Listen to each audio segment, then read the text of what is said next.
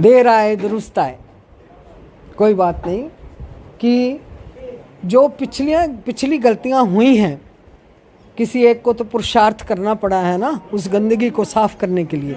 मौजूदा सरकार जो काम कर रही है, I am very grateful to them. मूल मंत्र याद रखो, इसी देश में कब्र भी बननी है, इसी देश में हमारा संस्कार भी होना है, इसी मिट्टी में हमने खप जाना है। पाकिस्तान की बात करें तो शाहिद अफरीदी की तरफ से एक बयान आया गया जिसमें यासीन मलिक को फ्रीडम फाइटर कहा गया। उनके हिसाब से he is a freedom fighter, उनके हिसाब से।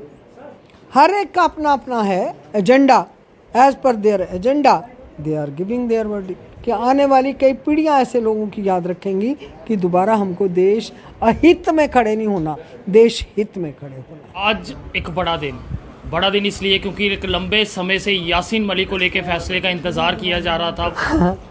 देखो जी, I am nobody to comment on this. It is a verdict of honourable NIA court, as per his record, as per truth, whatever they deemed fit, they have given their verdict and we all should honor. मैं भी इस चीज़ का सम्मान करती हूँ। मेरा case अलग है, मेरे केस की बात करो तो मैं आपको अलग से उसका हाउ डू आई नो। अब मेरे केस की सुनवाई तो अभी 12-13 जुलाई को है।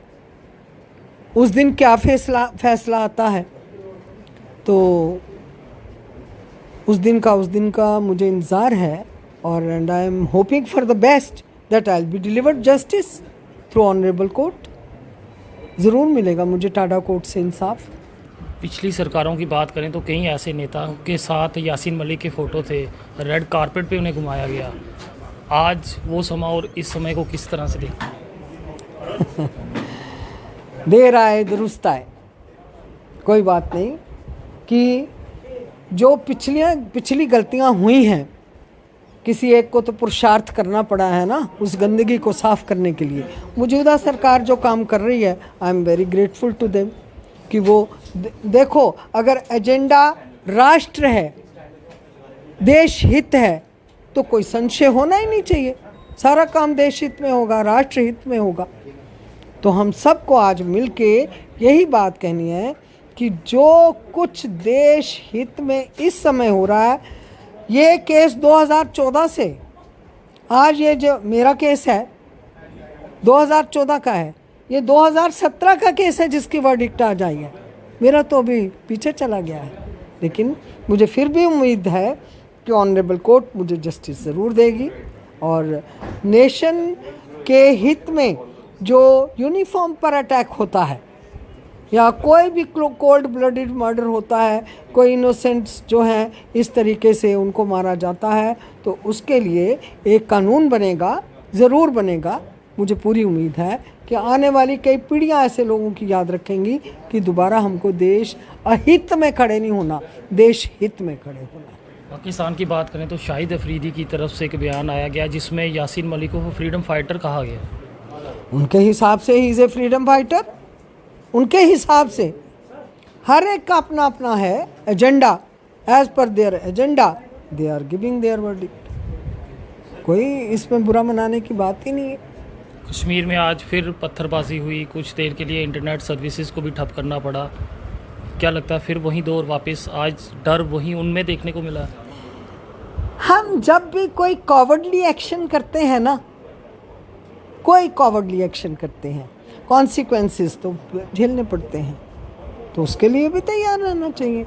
If we are ready to face the consequences, to shed the blood on the road side और इन द लेन्स, तो फिर उसके लिए तो यही होगा, गलती करेंगे, गलती का भुगतान भी सहना पड़ेगा।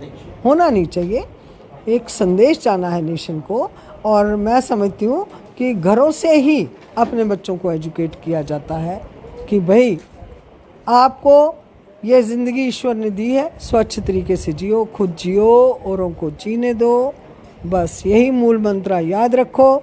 इसी देश में कब्र भी बननी है, इसी देश में हमारा संस्कार भी होना है, इसी मिट्टी में हमने खप जाना है। इसलिए हमको अपने जिधर भी जन्म लो, किसी ने हिंदुस्तान में लिया, किसी ने जापान में लिया, किसी ने पाकिस्तान में लिया, किसी ने कहीं भी लिया। अपने देश के हित में हमेशा हर एक को यही बात समझ आनी चाहिए कि हमको कुदरत को प्यार करना है। तो कुदरत का संदेश यही है कि हद को पार नहीं करना है। उस तरह की हद को पार, हदें, ये सरहदें जो बनी हैं ये इंसान ने बनाई हैं।